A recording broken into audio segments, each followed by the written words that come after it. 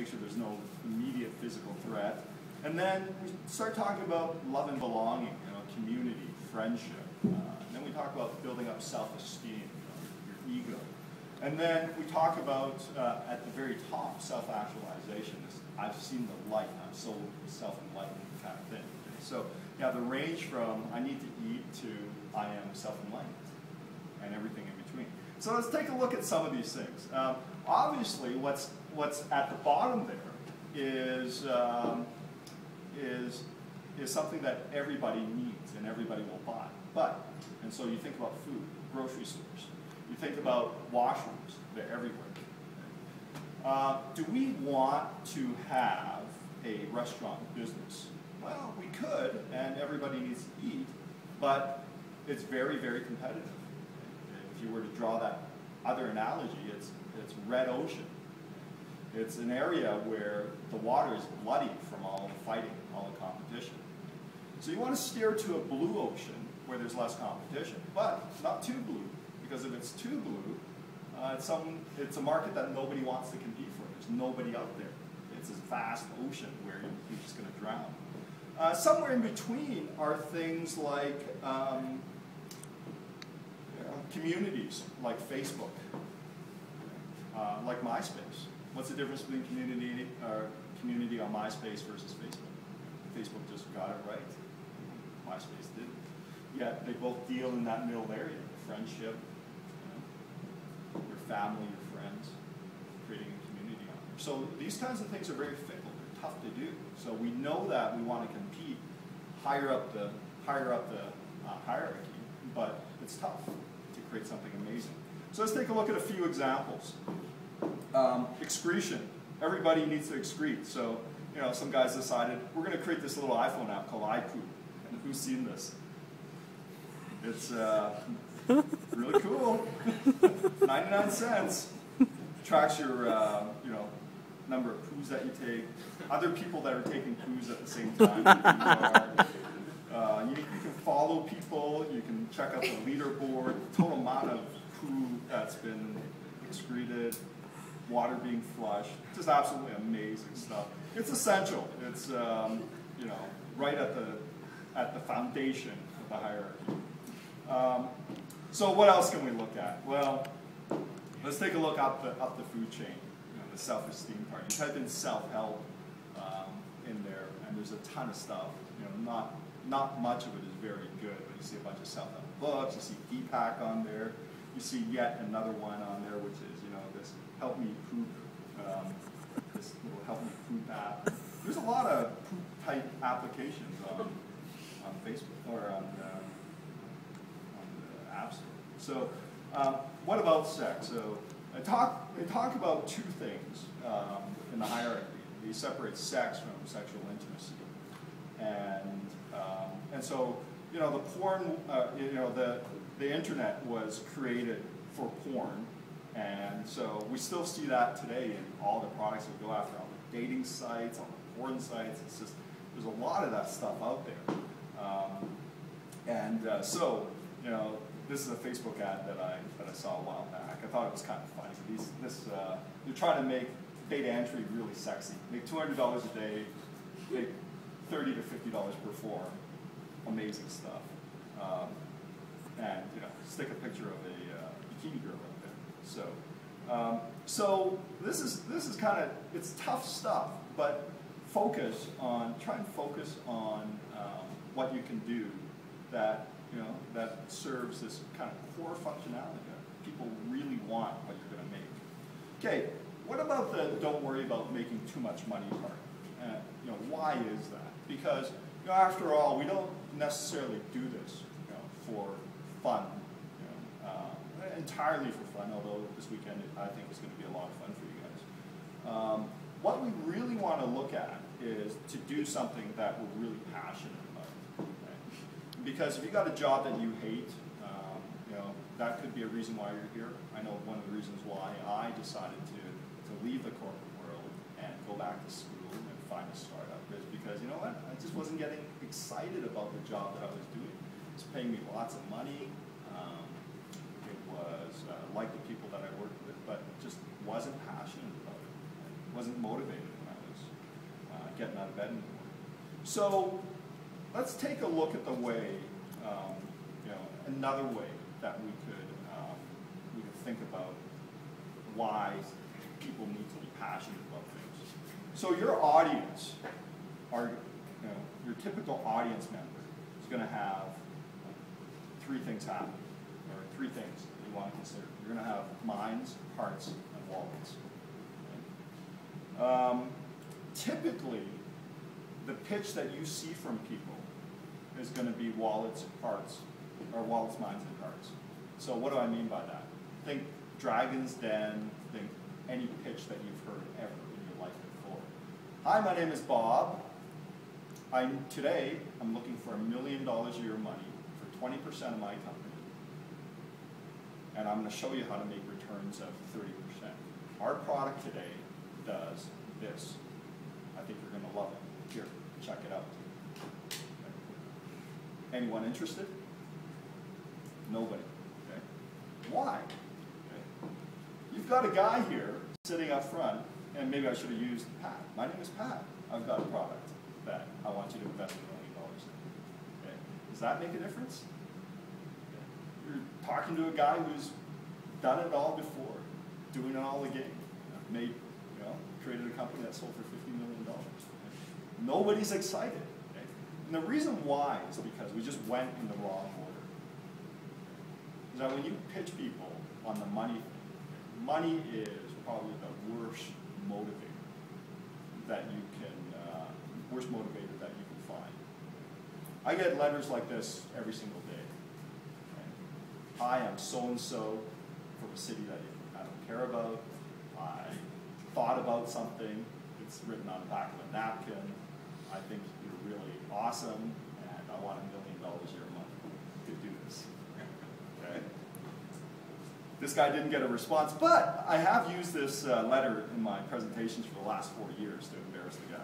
That is a real name. So how do we want to do this? We want to do this with a hearts, minds, and wallets pitch. And if we're really good at it, we don't even have to talk about the money. So what's an example? Well, one of the, there was this book written a couple years ago talking about vegetarianism. And if I told you that being a vegetarian would save you money and make you healthy, would you care about that? Would that change your mind? Not a few, but not many. This guy had a really, really interesting pitch. Right? He said that having a steak dinner for a family of 4, is like getting in a Hummer after dinner, leaving all the lights on in your house, and driving around for the next 3.5 hours. Okay. That's a kind of carbon footprint that you leave after a steak dinner for 4. Does that convince you to maybe cut down on your meat consumption? Yeah, I think so. Now, if I came across with a pitch that was really quite impassioned about a certain piece of the environment, again, I think I could convince everyone to invest in that venture, and without mentioning money. I was pitched on a biodiesel plant a couple of years ago. I don't know if you guys are familiar with biodiesel, but essentially what happens is they take oil products, so deep fryer fat. They take soap products, so unused soap or used soap even. That's usually dumped into our sewer system, and stick it into these plants and create biodiesel out of it. The Canadian government usually gives a couple of cents per liter incentive for you to do this. And so the usual pitch is this, is that, well, we're going to get these trucks, and we're going to collect all this oil from these restaurants, and we're going to collect all this wastewater, and then we're going to process it at this plant that we're going to buy. And this plant is this defunct plant, this old oil plant that's not being used anymore, and we can buy it for 25 cents on the dollar, so we're saving some money there. And for every liter that we make, we're going to save, we're going to get 1.5 cents from the government. So we need about $10 million to make this happen, to hire staff, to buy the plant, and to get operations up and running. So this is going to save the world. It's awesome, and I'm a really experienced entrepreneur. Who's in? Who's writing me a check? Nobody? Okay. Here's how to sell it. And I rewrote this for these guys right on the spot.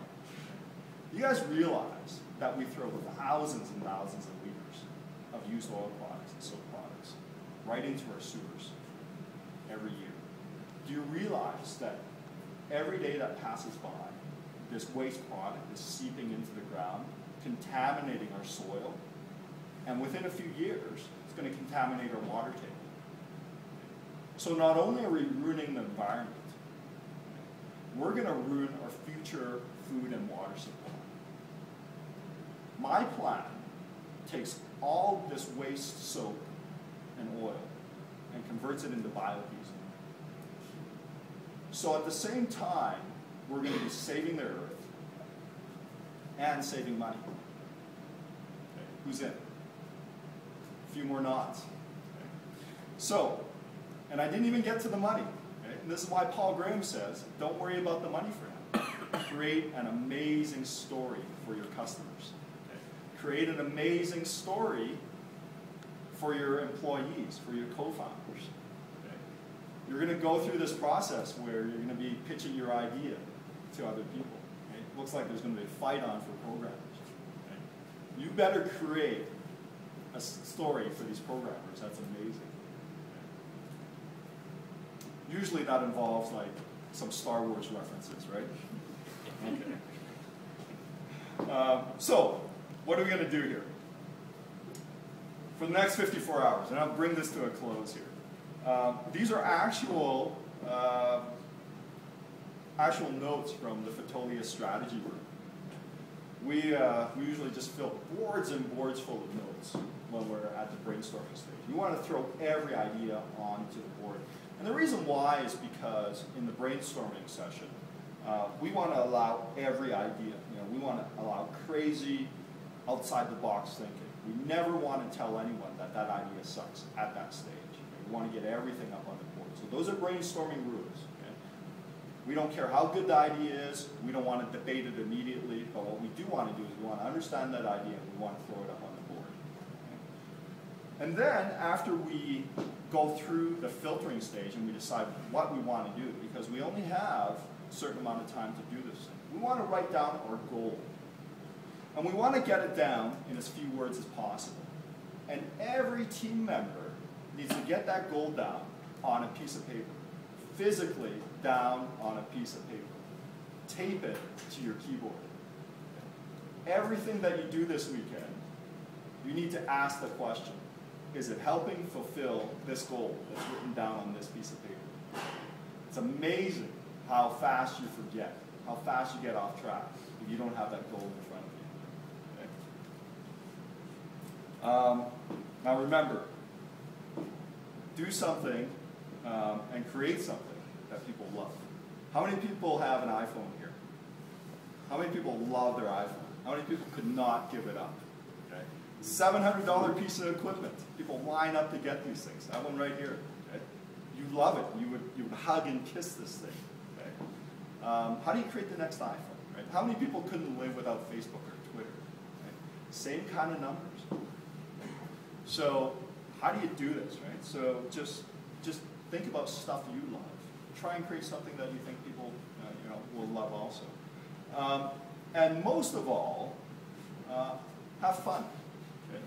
Because especially this weekend, where this is on our own time, we could be doing other things. We don't want to work with assholes, right? Now, if you have a daytime job, you might just happen to be working with or for an asshole. This weekend, don't be an asshole. Don't work with assholes. Okay?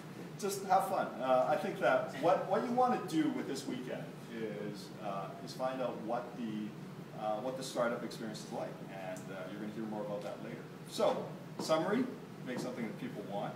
Don't worry too much about money. Have lots of fun. There's some of my contact information, and hope you guys change the world. Thank you very much.